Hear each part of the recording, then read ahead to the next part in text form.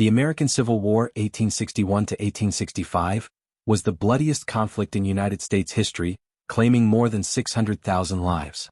It did not erupt suddenly.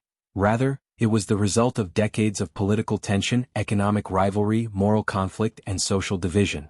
While many factors contributed to the war, slavery lay at its core, shaping nearly every major dispute between the North and the South.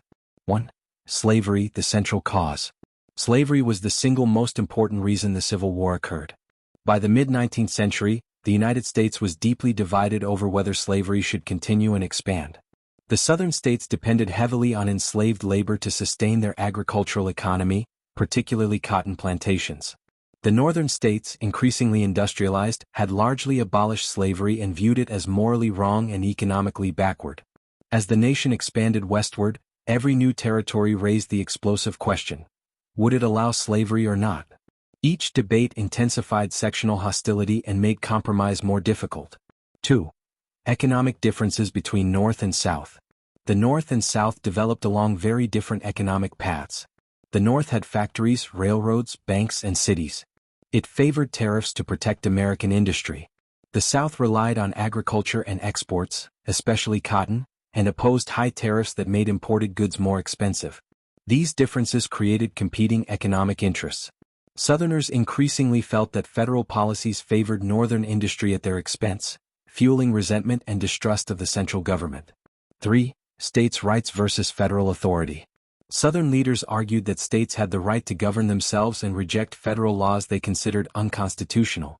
This doctrine of states' rights was often used to defend slavery.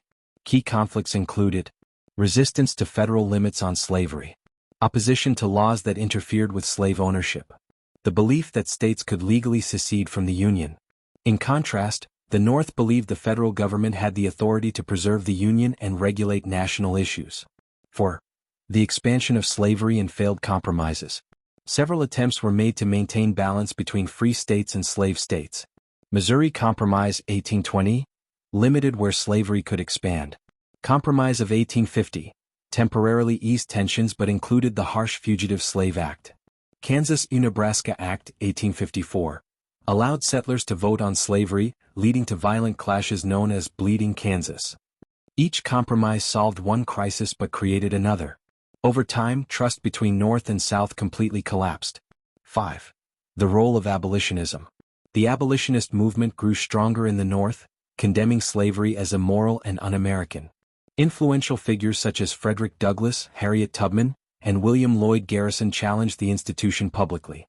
Events like Harriet Beecher Stowe's Uncle Tom's Cabin, John Brown's raid on Harper's Ferry, 1859, convinced many Southerners that the North intended to destroy their way of life by force. 6. Abraham Lincoln's election 1860. The election of Abraham Lincoln was the final breaking point. Although Lincoln initially sought to prevent the expansion of slavery rather than abolish it outright, Southern states viewed his victory as a direct threat. Key facts. Lincoln won without carrying a single Southern state. Southern leaders believed they had lost political power permanently. Soon after his election, 11 Southern states seceded and formed the Confederate States of America. 7. Secession and the outbreak of war. The federal government declared secession illegal. When Confederate forces fired on Fort Sumter in April 1861, the Civil War officially began. What followed was a brutal 4-year conflict that transformed the nation. Slavery was abolished. Federal authority was strengthened. The United States emerged as a more unified, but deeply scarred, nation. The Civil War happened because the United States could no longer reconcile its profound divisions over slavery, economic power, and the meaning of the Constitution. While issues like states' rights and tariffs played a role, they were inseparable from the question of human bondage.